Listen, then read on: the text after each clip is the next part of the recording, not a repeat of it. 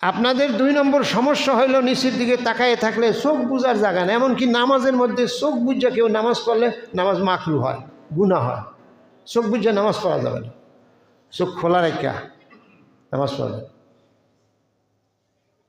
তো কোরআন হাদিসের কথা আপনি চোখ বুঝে শুনবেন কেন? চোখ বুঝে আপনি কি আমল করবেন, ফিকির করবেন, চিন্তা করবেন, গবেষণা করবেন। চোখ বুঝা কোথায় কি করছি না করছি তখন চোখ বুঝবেন। এখন চোখ বুঝলে তো ঘুম আসবে, মনোযোগ অন্যদিকে চলে যাবে। জোরে আল্লাহু আকবার বলেন।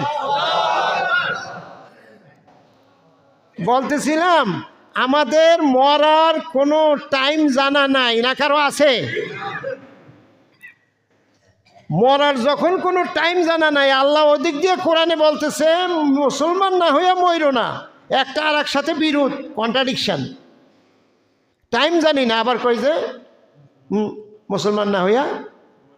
টাইম জানা থাকলে না মুসলমান হমু, রেডি হওয়ার সময় পাবো, সময় মতো মুসলমান হয়ে আসতে পারবো। টাইম জানা না থাকলে কি করে মুসলমান হয়ে আমি যাব? আমার তো টাইম জানা নাই। একটাই পদ্ধতি আছে। কয়টা? টাইম জানা না থাকলেও মুসলমান হইয়া মরা যায়। পদ্ধতি কয়টা? সেই পদ্ধতির নাম হলো সব সময় আল্লাহর গোলাম হয়ে তৈরি থাকা। আল্লাহর গোলাম হয়ে যখনই ডাক দেব তখনই মুসলমান হয়ে মরতে পারবো। রাতে ডাক দিলে আমি তো তৈরি, কারণ ঘুমের আগে আমি আল্লাহুম্মা বিসমিকা আমুতু আহইয়া, আল্লাহ তোমার নামে মরতেছি, আবার তুমি চাইলে জীবিত হব। আল্লাহর কাছে সারেন্ডার করে ঘুমাইছি। ঘুমের মধ্যে যদি হার্ট অ্যাটাক হয়ে আমার মরণ হয়ে যায় তাহলে আমি মুসলমান হিসাবে মরলাম।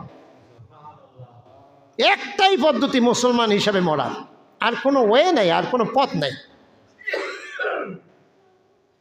হাঁটতে গিয়ে যদি আমার হার্ট অ্যাটাক হয়, সেখানে আমি মুসলমান হয়ে কি করে মরব? একটাই পদ্ধতি, যখন ঘর থেকে বের হব, বিসমিল্লাহে তাওয়াক্কালতু আলাল্লাহ, আল্লাহ আপনার নামে ভালো কাজে বের হলাম, মন্দ কাজে তো বের হবই না। আমি আমার সংসারের কাজে, অফিসের